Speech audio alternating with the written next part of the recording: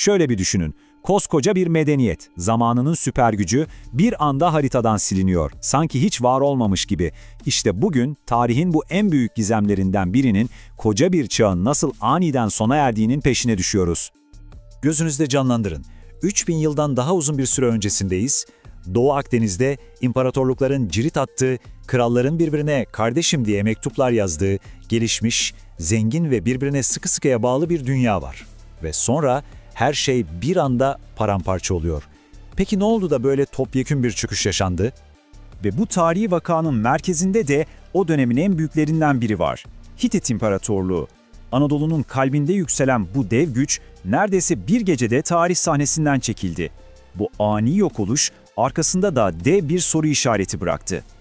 Ama durun, bu çöküşün ne kadar büyük bir şok olduğunu tam olarak anlamak için önce o dünyanın ne kadar gelişmiş, ne kadar istikrarlı olduğuna bir bakmamız lazım. Bu çağ, büyük imparatorlukların, özellikle de Anadolu'daki Hititler ve güneydeki Mısır'ın domine ettiği bir dönemdi.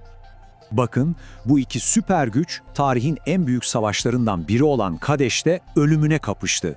Ama asıl şaşırtıcı olan savaştan sonra yaptıklarıydı. Düşmanlığı bir kenara bırakıp tarihin ilk yazılı barış antlaşmasını imzaladılar ve böylece yaklaşık 20 yıl sürecek bir altın çağ başlattılar. Aralarındaki bu bağın en güzel kanıtı neydi biliyor musunuz? Liderlerin birbirlerine yazdıkları mektuplarda kullandıkları şu tek kelime: kardeşim. Bu sıradan bir hitap değil, siyasetin çok ötesinde derin bir kişisel bağın ve güvenin de kanıtıydı. Tabii bu kardeşlik lafta kalmadı. O kadar ileri bir seviyedeydi ki birbirlerine sadece lüks hediyeler göndermiyorlardı. Aynı zamanda doktor gibi uzmanları paylaşıyor, hatta kıtlık baş gösterdiğinde gemilerle tahıl yolluyorlardı. Bir Hitit prensesinin Firavun'la evlenmesiyle de bu bağ iyice perçinlenmişti. Kısacası o zamanın şartlarında yıkılması imkansız gibi görünen inanılmaz istikrarlı bir dünya kurmuşlardı. Peki bu kadar sağlam görünen bir yapı nasıl oldu da çöktü? Soruşturmamıza başlıyoruz ve elimizdeki ilk ipucu her şeyi başlatan o büyük tetikleyici, bir iklim felaketi. Aslında iklimin medeniyetleri devirmesi yeni bir şey değil. Mesela Neolitik dönemde yaşanan ani bir soğuma birçok yerleşime hayalet kasabalara çevirmişti. Ama Tunç Çağı'nın sonunda yaşanan tam tersiydi. Bölgeyi vuran şiddetli bir ısınma ve nesiller boyu süren akıl almaz bir kuraklık. Peki nereden biliyoruz bunu? Kanıtlar çok somut. Arkeologlar kazı alanlarında terk edilmiş bomboş tahıl depoları buluyor. Daha da çarpıcısı, kralların birbirlerine yazdığı ve çaresizce "ne olur tahıl gönderin" diye yalvardığı kil tabletler var. Yani açlık ve kıtlık sarayları bile vurmuştu. Kuraklık ve kıtlık mevcut düzeni temelinden sarsmıştı tabii. İşte tam da bu kaos ortamını fırsat bilen gizemli bir güç sahneye çıktı ve yıkımı bir sonraki seviyeye taşıdı.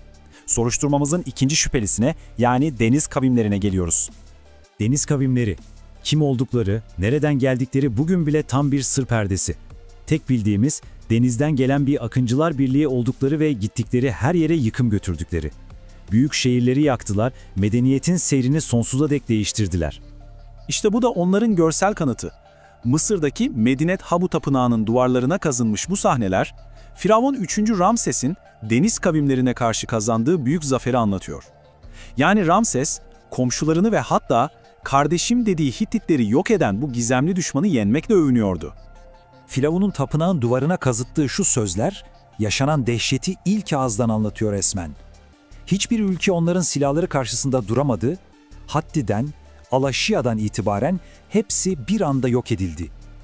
Bu ifade, istilanın ne kadar ani, ne kadar topyekün bir yıkım getirdiğini gözler önüne seriyor. Ama durun, bu hikayede bütün suçu dış güçlere atamayız. Şimdi soruşturmayı içeriye, yani Hitit İmparatorluğu'nun kendi ölümcül kusurlarına çeviriyoruz. Çünkü imparatorluk bu dış şoklar kapıya dayanmadan çok önce bile içten içe çürüyordu. Uzmanlar, Hititleri bu fırtınaya karşı bu kadar savunmasız bırakan 6 temel zayıflık tespit ediyor. Ve bunlar birbirinden bağımsız değil, adeta bir zincirin halkaları gibi. Zaten kuraklıkla boğuşan ekonomi çöküyor, bu da iç isyanları tetikliyor. Buna bir de gücün merkezde değil de bağlı beyliklerde toplandığı kırılgan sistemleri ve en önemlisi deniz güçlerinin olmayışını ekleyince felaket kaçınılmaz hale geliyor. İşte en kritik noktalardan biri bu. Hititler bir kara gücüydü. Denizden gelen bir tehditle savaşacak, o zengin liman şehirlerini koruyacak bir donanmaları yoktu. Bu resmen kapınızı sonuna kadar açık bırakıp istilacıları içeri davet etmek gibi bir şeydi. Üstelik yönetimde de ciddi sıkıntılar vardı. İmparatorluk, Karkamış gibi stratejik öneme sahip bölgelerin başına liyakatsiz aile üyelerini atayarak adeta kendi ayağına sıkıyordu. Bu tür kötü yönetim kararları imparatorluğun temelden sarsılmasına ve çöküşün hızlanmasına neden oldu. Peki, tüm bu ipuçlarını bir araya getirdiğimizde kararımız netleşiyor. Bu çöküşün tek bir sebebi yoktu. Bu, birden fazla felaketin aynı anda, aynı yeri vurduğu mükemmel bir fırtınaydı. Modern tarihçiler buna sistem çöküşü diyor. Yani iklim değişikliğinin tetiklediği kıtlık insanları yerlerinden etti. Bu kaos ortamından faydalanan deniz kavimleri de zayıflamış şehirleri yerle bir etti. Bütün bunlar olurken Hititler gibi içten içe zayıflamış imparatorluklar bu birleşik darbelere karşı koyamadı. Her bir felaket diğerini daha da kötüleştiren bir domino etkisi yarattı.